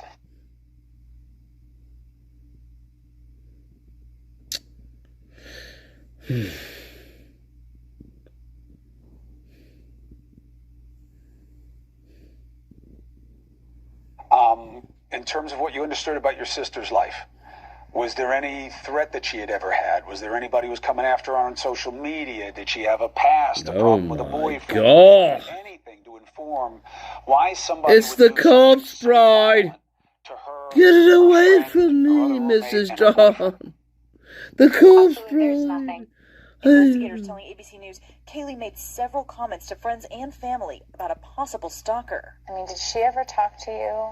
Stalker. Imagine if you could turn any Oh, idea in your Lord. mind into a perfect, realistic hang photo. on. No Photoshop skills. No. No, I don't have any Photoshop skills whatsoever. I don't. What's this shit? What is this shit?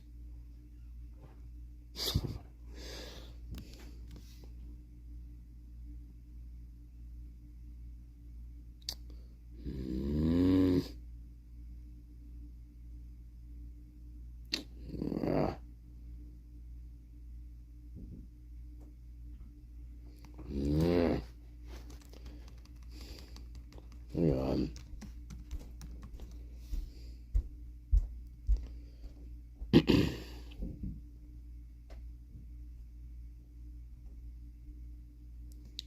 Hey.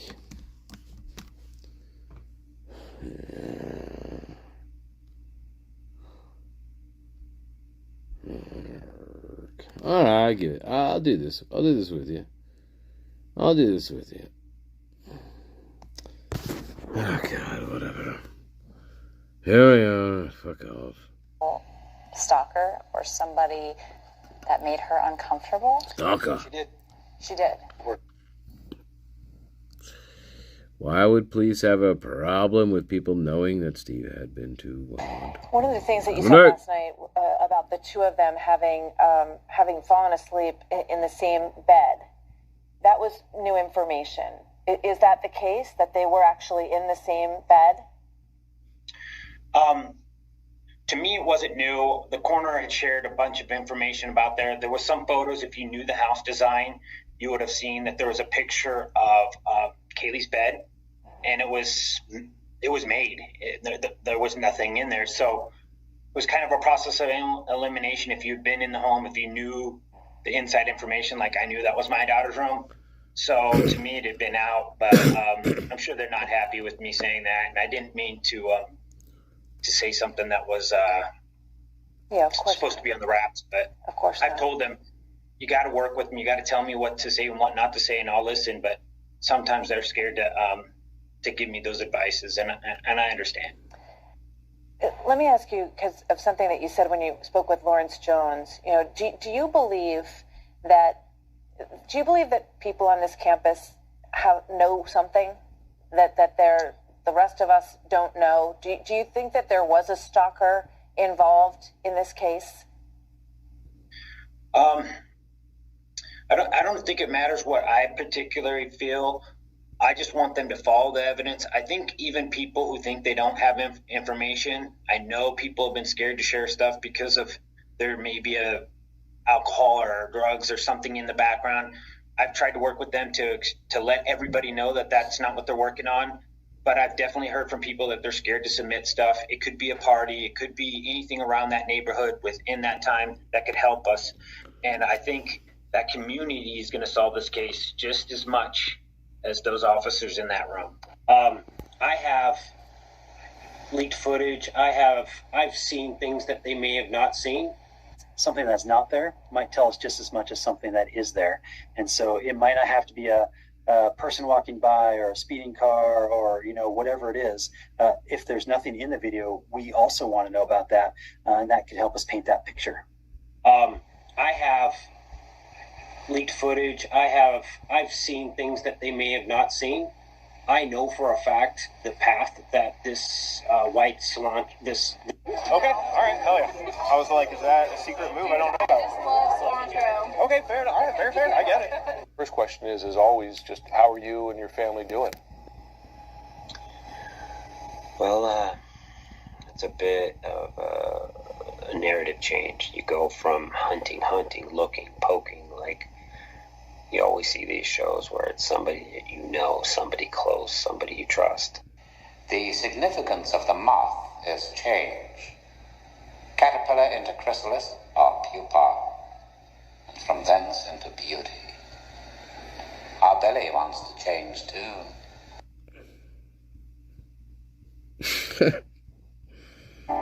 Let's talk about the symptoms.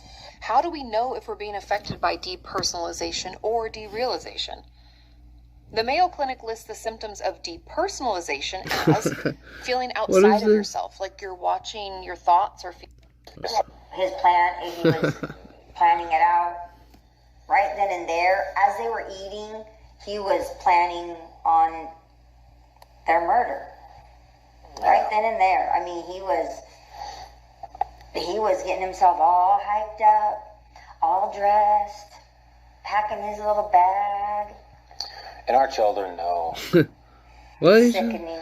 Killing someone is just, that's God's decision. He decides when people come and go. You've got to be you got to be careful when you decide that. I know it's somebody's job.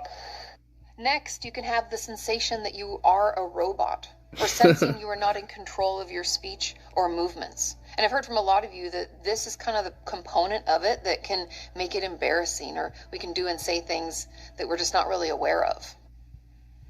We've been sitting on this one a little while. I'm glad. I mean, I'm black and I'm proud. Third, you can have a feeling like your body parts are distorted, bigger or smaller than they are. What is this? Or a sensation that your head is like wrapped in cotton. You can have a physical or emotional numbness. And when it comes to memories, you may have the sense that the emotion associated with that memory has been sucked right out of it. Or even a feeling like they aren't your memories, like you're watching someone else's life. I am joined now by Steve Gonzalez. He lost his daughter, Kaylee, that tragic morning. Steve, I know that mercifully that the authorities gave you that tape before the rest of us. You've had some time. But beyond that, I don't know how, after 2.5 years of gag order, this landed with you. I don't know if this was more painful, more elucidating, a bitter pill. Tell me how you're coping with this at this point. I'm a father, so it's not, my emotions are really my children and my wife. So I would say they feel like they're slowly drowning, and I'm the guy that's trying to help them stay from drowning. And derealization is a little bit different. If depersonalization deals with the sensations we have in relation to ourselves, derealization is more about the sensations that we have in relation to the world and the people around us. We may feel disconnected from our surroundings, like we're living in a movie or a dream. And some people have described it as if there's this clear wall between them and the people that they care about. Almost like a sense of emotional disconnection. How did they cross paths? How? I want answers. I want to know. You know, why can't you just tell us that? I mean, I get it, but I mean, it just, there's no question, you know, And just how he was able to do that so quickly yeah. in the house. Yeah. You know, it's so brutal. Yeah. I mean, what, 15 minutes? 4:04 to 4:17 or something? And people say, oh, is that possible? It's not possible. Yeah, it is. He was on a mission. I think they'll redo He was those on a steps. mission. He went boom, boom, boom, boom, boom, straight upstairs. Yeah, and adrenaline, and you know. And it's both victims are right next to each other.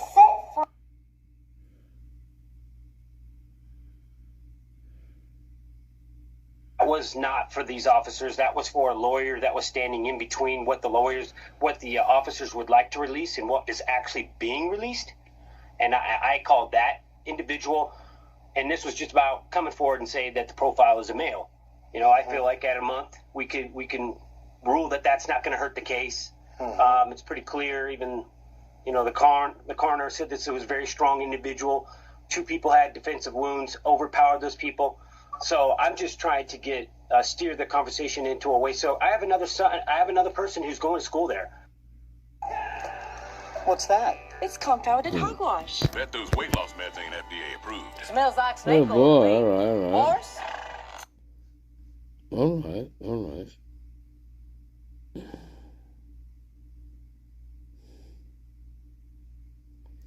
I don't know.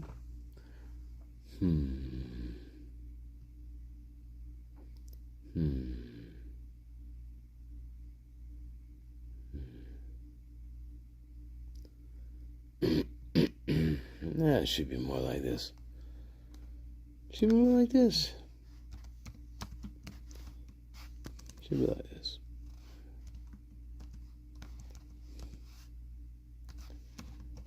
Yeah, let's see. Yeah, maybe this is cool. Is this cool? Yeah. All right. Quick break, and then, well, we wrap it up. And interesting.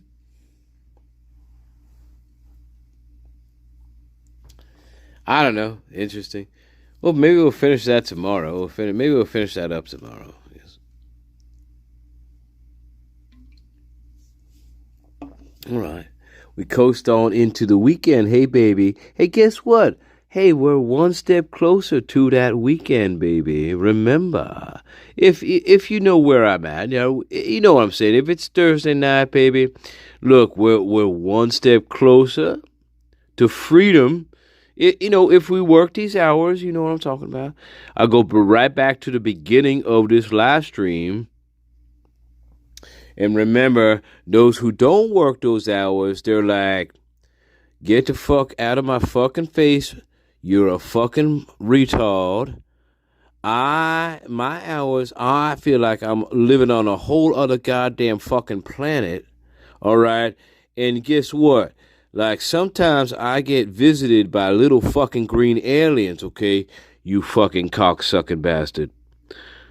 So I have to take into consideration those people as well. You know what I mean? I'm just saying, we coasting somewhere. We're coasting somewhere. So I love you. All right. Yeah, you know what I'm saying? It's like, oops. Yeah, I forgot about those freaks who, like, they work from, like, 2 o'clock in the morning to, like, I don't know, like, 11. And they're all fucked up. They come out of there. They all look like fucking zombies and shit. Fucking crazy. Like, no wonder you're all fucking miserable all the fucking time. You come out of these fucking, I don't know what the fuck you're doing.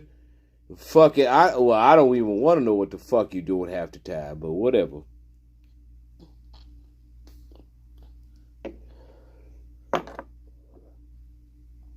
Anyway, fuck off. All right. Thanks, Tyrone. Yeah.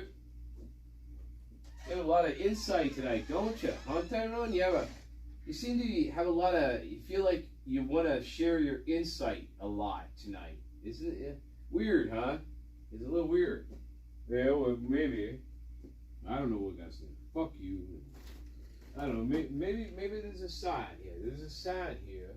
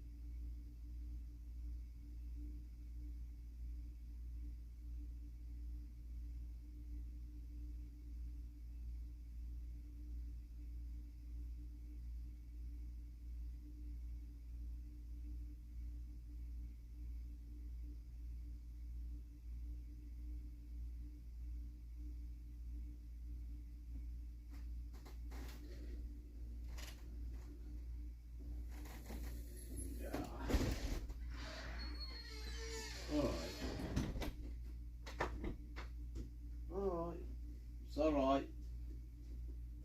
Baseball has been very, very good to me. I gotta show you that shit. Hang on. Before we go, guys. Hey, before we go, I gotta show you this. Hang on. Ah, fuck me. God, you motherfucker. Alright, hang on. Give me a second. God damn it. Piss. Alright. I want to show you this.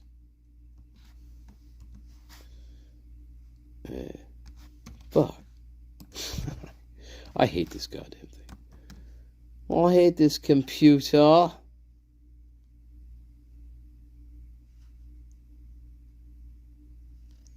I hate this computer. Look. I have to type. Fuck. Stupid little thing. I am the computer. All right. Are we back to solid ground, yes? Back to solid ground. No, I do not. Where are you? What happened here? Where's everybody? Hang on now. Oh, there you are. Hello.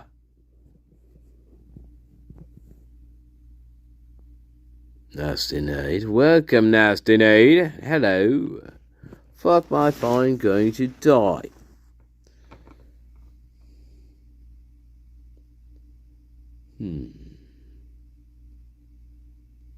Shit. Oh. Alright. We're about to wrap things up, my friends. What's going on?